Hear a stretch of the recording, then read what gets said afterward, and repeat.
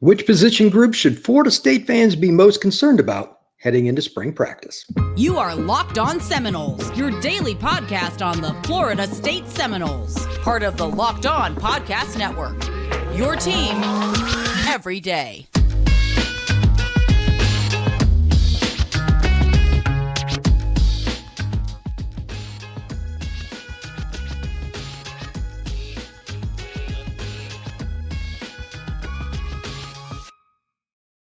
Welcome back into another episode of Locked On Seminoles. I am your host, Brian Smith. Thank you for the everydayers that make this a great show. You can find us on YouTube and wherever you get your podcasts. Part of the awesome Locked On Network, your team every day. Today's episode, we're going to talk about 5 different positions that I have concern about, and I think Florida State fans do too. Quarterback, offensive line, receiver, linebacker. Those are the obvious ones, but I have something else here that's a situational. And that is the pass rush. That's a complicated thing. We're going to talk about that opening up here in just a second with Locked On Seminoles. Make sure you check out everything that we got going on for the next week or two, because spring ball doesn't start until after, keywords here, until after spring break. Last year, they practiced for a few days, went into spring ball, and for whatever reason, it's kind of weird. They didn't do that this year. They changed it up. And sometimes coaches do, but that's just the way Norvell decided to go with it. So to each their own. Today's episode is brought to you by FanDuel. Make every moment more. New customers, join today and get $150 in bonus bets for your first bet of $5 if it wins. Visit FanDuel.com/lockedon to get started. All right, here's the deal. I have concerns that I'm a worrywart by nature. I was born that way. That's never going to really change. But I'm looking at this from a pragmatic perspective. Here's the 5 again.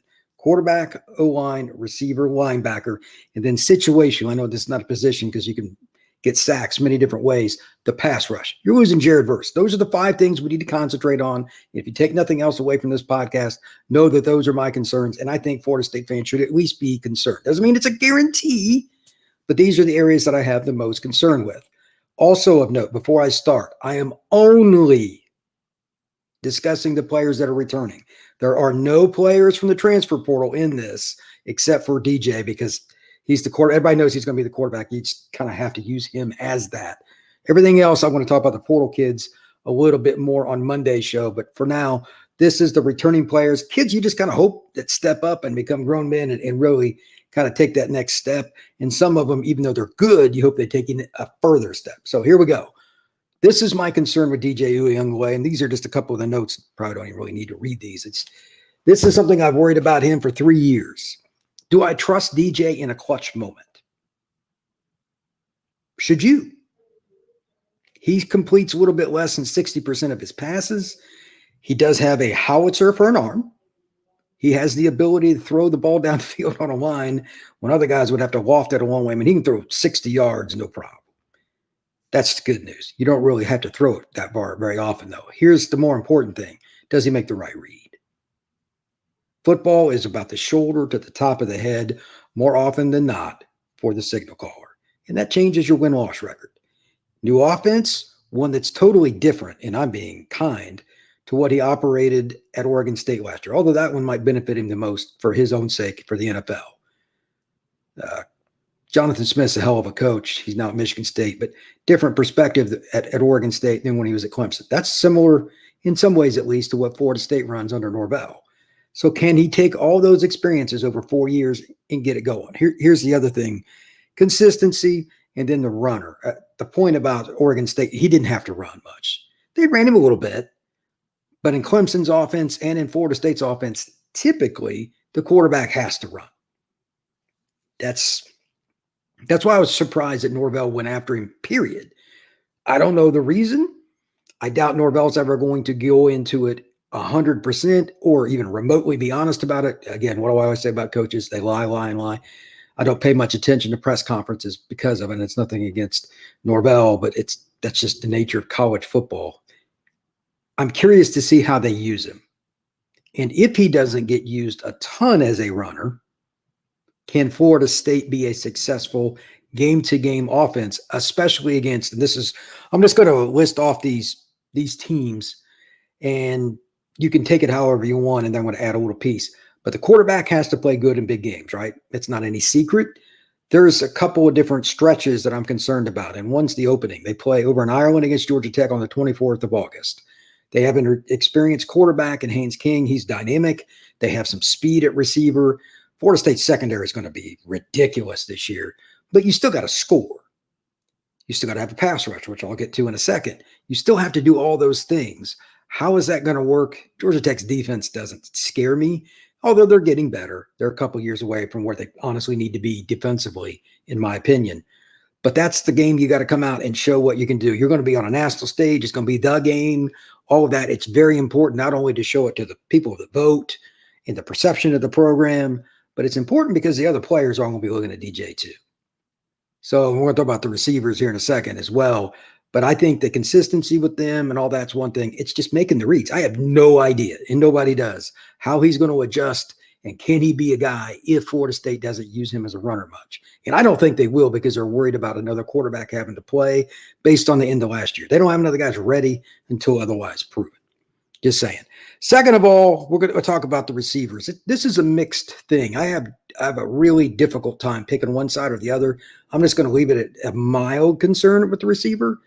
But the games that he has to be good with here, look, that chemistry has got to be important, especially with this 3-game stretch that I was just talking about.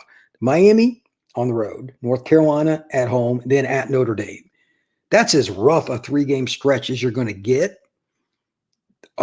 Miami and Notre Dame in particular, their D-lines are nasty. They are going to be a problem. Multiple guys going to the NFL for both teams. I'm concerned about that. We'll talk about O-line momentarily. But if the chemistry is not good with DJ and the receivers, it's not going to matter about the O-line. It's not. And I rarely say that because I am totally an O-line guy. I'm the guy that'll sit in the end zone at a football game if he's just watching a spectator to watch O-line play. That's my concern, because you can't just lose Keon and Johnny and think, everything's going to be great. Now, I'm going to get to receiver in a second, but that's an important thing to talk about. If we do not see that chemistry through spring ball and then hear good things during summer, of course, everything's always positive. There's never any negative news comes out unless somebody gets hurt, but do your best. If they don't have chemistry, that 3-game stretch will eat them up. And right before it, they play at Duke. It's not the easiest thing. Prior to that, they got a bye and they play Clemson at home. I mean, overall, that's a 5-game stretch with a bye that's rough. Plus, you got the Georgia Tech game. Receiver, I'm really looking for Darian Williamson. That's a kid that I think could be really good. And, of course, Hakeem Williams. I don't know as a sophomore he's going to be totally ready, but, I mean, the gifts that young man has, I've seen him from 10 feet away run, catch, jump during, his high school days. He is a special talent physically. In a sense, he's similar to Keon. For those of you who don't know much about him, how he plays, it's similar. Keon had a knack for the big play in the big game, though. I mean, you got to give that guy credit. Good luck to him in the NFL, and the same with Johnny. But it's not easy to replace him. Ja'Kai Douglas, I think, is way underrated. But again, how does that all develop together? So we're going to talk about that as it connects with nothing else more important, in my opinion, as I noted a minute ago, the offensive line, after we talk about Ibotta. This is something that is a new app that you can make some money off of, or in a way, if you want to say, save some money. You download it. You do it when you go to buy groceries, whether you're on spring break, whether you're buying for your girlfriend, your mom, your friends, your dad, whatever it is. This is the easiest way to save money. The average person last year saved $256 by using Ibotta. Look, I don't know about you, but I like saving money. This is not a rocket science adventure. It's a free app that gives you the most cash back every time you shop on hundreds of items or groceries, to beauty supplies or anything else you're going to get in a store, toiletries, whatever it may be. Again, if you're going to save $256, why wouldn't you do it? So right now, Ibotta is offering our listeners $5 off for trying Ibotta. Use the code LOCKEDONCollege when you register. Just go to the App Store or Google Play Store and download the free Ibotta app and start earning cash back and use code LOCKEDONCollege. That's Ibotta. It's IBOTTA in the Google Play or App Store, and use code LOCKEDONCollege. All right, offensive line. They got more guys coming back than I thought they would, based on what I heard towards the end of last year, and I thought Mo Smith would move on. take a shot at the NFL. He's coming back. It's a little good, a little bad, depending on how you want to look at it. I'm down on it until otherwise proven because I'm a what I call 8 or 4 game guy. If you're an 8-game player, that means you're good against most of the lower level to mid-level teams. If you're a 4-game guy, that means even against the elite teams plus the other 8, you're somebody that can be counted on. How many guys do you really think are dominant players when they play elite level teams? And I said dominant, not can start. Until Florida State gets to the point they can dominate, smash somebody in the face, run downhill against elite teams from play 1 through the end of the fourth quarter, they have a ways to go. And obviously, towards the end of last year, it was a mixed bag. Towards the end of the Florida game, it was good. To start the Florida game, they were terrible. Against Georgia, that was a weird game. I think we kind of throw that out because so many guys were out. But against Clemson, they had 22 yards rushing. So those are 3 of the teams they played that had some talent, similar to Florida State or not, if not better. Obviously, Georgia was probably the most physically gifted team in the country last year. They have to take a step up. I trust Mo Smith, and I'm sure most people do. You should. Hell of a player, leaves it all on the field. That guy was hurt much of last year. Tip of the cap for him for always finding a way to play when he could. And he's the pivot man. Having him back certainly helps. My biggest concern is Byers at right tackle and pass pro on third and obvious situations. He will beat the bejesus out of you, but I don't think he's a tackle in a purest sense. Like if he's going to the NFL, I think he's got to play guard. And I don't know if he can play in the NFL regardless, but he's a guy that'll run over you. Fair enough. They have other guys too that are good up front, but I'm going to leave the names out because I think there's going to be some shifting. There's transfers, there's opportunities for spring ball to kind of come and go. And after that, all teams, it's not just Florida State. The spring window for the second transfer portal is the 16th of April through the 30th. We'll see how that goes. But I think that the players coming back, there's not enough talent. They got to go to the portal again. That's my opinion. And they just haven't recruited O-line the way they should out of the high school ranks compared to Georgia, Notre Dame, Texas, Alabama, some of these other schools. They need one more guy. Just my opinion. I don't think it's as big a need as I originally thought because Mo's coming back. Maybe Byers gets better. Maybe they move it around. Maybe Byers ends up playing guard. Those things will take care of themselves. But for now, I think you have to consider this one of the 3 weakest links on the team. There's just not enough chemistry last year. And again, 22 yards rushing against Clemson. 22. And that's with a quarterback that's a freak athlete. DJ is not. If this offensive line does not take that step forward, and a big one, this is not going to be a team that sniffs the playoff. It could be a team that's 7-5, 8-4, when if the offensive line had figured it out, it could be 10-2, 11-1. It's that big a deal. You look around college football at the teams that have O-line issues consistently, they're in trouble. Jordan Travis saved Florida State many times last year, and then a few big plays like Lundy and some different guys, Deloach, whatever, making plays on defense helped them. That may not happen this next year. Florida State needs to be more consistent up front. Next, and this is the one that I think everybody knows. It's why I did mention it earlier. It's just linebacker depth. Nothing against them.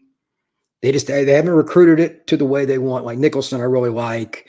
DJ Lundy coming back is huge. He was, I think, Pro Football Focus had him ranked number 1 on like tackling percentage in all of college football. You line up with him, he can get you to the ground. That's a hell of a trait. He'll probably end up being a special teams guy at minimum, in my opinion, in the NFL, even if he doesn't get drafted, because making open field tackles on special teams is huge, and he'll help the Noles with that as well. But they need more talent. They got a guy coming in from Bama. We'll talk about that next week. They need more talent. Does a walk-on step up? Do they take another transfer? Do one of the other young guys step up? I don't know. Right now in spring, if you didn't have Murphy, and again, we'll talk about him, he's coming over from Bama, who would be there if they didn't have him? Like, they are thin at linebacker. Very concerning. And here's an example why I'm worried. Even if, let's say Murphy ends up being good. Excuse me. If you have a game coming up against a team that can truly run downhill or is explosive at slot/running back, tight end, whatever, and they try to prioritize getting one-on-ones with your linebackers, that's nothing new. But if you have an injury or two, you could be in a bad spot. Here's an example. In the Alabama versus Georgia game, the SEC title, Raylan Wilson, who ironically is from Tallahassee playing for Georgia, is in the game in a critical moment on a third down, wheel route for Alabama. He completely busts on the coverage. True freshman. Bama scores. That play changed the game and cost Georgia a national championship, quite possibly. One play. That's why depth means everything. You want to do everything you can as a college football coach, up the middle on defense, to never play true freshmen. It's just true. There are the exceptions to the rule, and they are rare as all get out. Raylan Wilson had offers from pretty much everybody. He's a true freshman. They were in that spot, and he was third team. But if you have a situation where a couple guys go down, and of course, at the end of the year, that can happen. Florida State has two guys go down. They're going to have walk-on out there. They're going to get bludgeoned. Raylan Wilson's a hell of a player, and he still got smoked. A lot of it is the mental part. It's free safety, linebacker. You got to be able to tell where everybody's going. Freshmen aren't ready for that. So any of these experienced guys or still somewhat younger guys get banged up, Florida State could be in a lot of trouble. Everybody knows it. They need to figure that out through spring ball, come out and get somebody else in that second portal window, because depth is something you can just not have enough of, especially at a spot where you're trying to make checks and calls and adjust to other teams' shifts and all these pains in the butt that these offenses come up with now to get one-on-ones. You can't give up 3 points in big games, folks. Just can't do it. Finally, I want to talk a little bit about pass rush. Now, pass rush is something that Florida State historically is tremendous at. Last year sure as hell wasn't a problem either. Patrick Payton on one side, Jared Verse on another. You got guys like, well, look at the DeWoche. You can make the argument the best play for Florida State last year. DeWoche comes from depth. Probably shouldn't have got there. Clemson's quarterback, Cade Klubnik, waits too long, gets smacked, drops the ball, takes it to the house. Tremendous play. Changed the game. Clemson outplayed Florida State for much of that game. But again, Florida State was clutch when it had to be. How many times are you going to be able to do that this next year? Because Verse is gone, and teams are going to probably do everything in their power to make somebody not named Patrick Payton get to the quarterback. Now, this isn't a defensive end thing. It's an entire defense, because in today's world, you got to take a gazillion chances or you're screwed anyway, because offenses have all the advantages playing in the spread with all these different advantages, such as fast, going out there with the slot on one play and the next play, the tight ends in the slot. They catch you in bad personnel no matter what you do. It's impossible. I've talked to defense coordinators about this. They hate it, but there's no adjustment because you don't know where guys are going to line up. Used to be certain personnel packages. It was pretty much guaranteed you knew it was coming. Those days are over. So you take more chances with blitzes and all that. How well does Florida State do with some new players, certainly plenty of talented ones, and being cohesive, running the stunt exactly like it's supposed to be? No wasted space. Don't go too wide. Don't cut inside too much. Run into your own guy. All these little things, that all technical, boring things that win and lose games.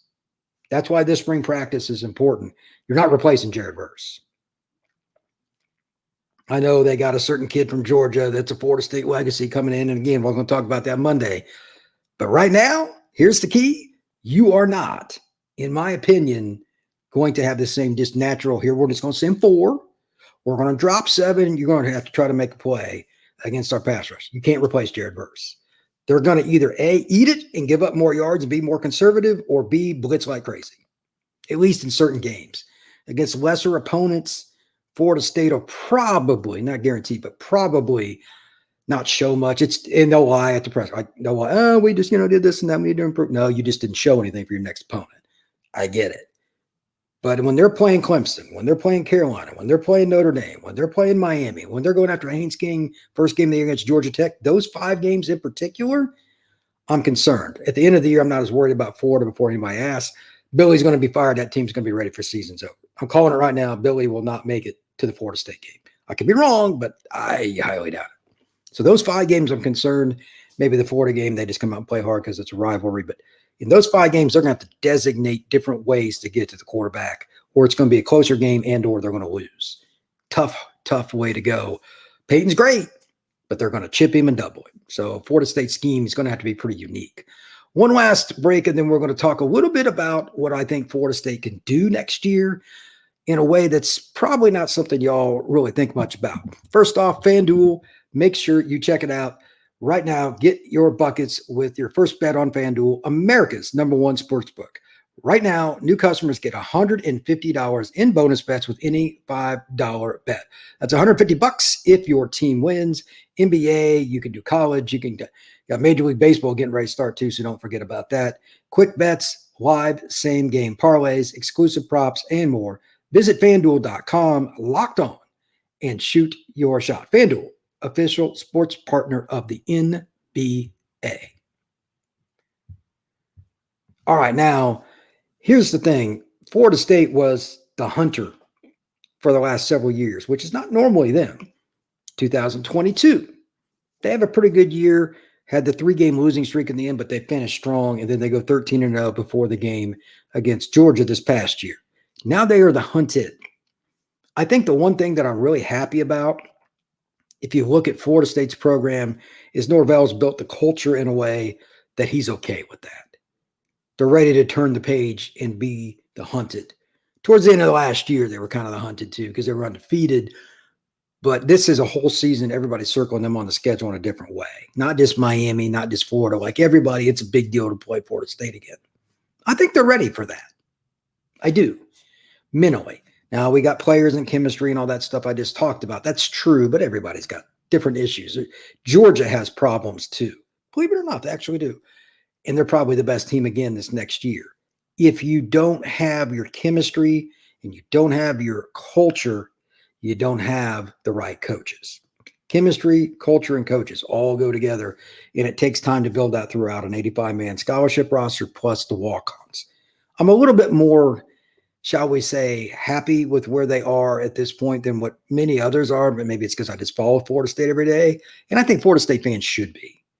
We're talking about some of the concerns, and we'll talk about some of the positives and the transfers on Monday, but this is a really big deal. The foundation has been laid. You got guys transferring in from schools like Georgia, like Alabama. Those kids aren't going to come to Florida State, even if they had ties to the school like Marvin Jones Jr., if they didn't believe in that. Now, this is a big box topic, and you could write a book on it, and there have been. The culture of college football. What does it mean? Well, at Florida State, it means we're going to do it our way. We're going to take players from where we always get them, use our connections in the South all over, Mississippi, Tennessee, Florida, etc. Kids that want to be here. And it's worked. Certainly has. Norvell's found a way, whether it's portal, high school, or JUCO ranks, to get those kids in. And whoever wants to dominate and be successful will stay. If you don't, you'll be gone. I respect that. That's pretty much what Saban did, just different personality. Obviously, Nick and Mike aren't exactly the same kind of guy. But I really respect it. I think Florida State long-term is on the right path.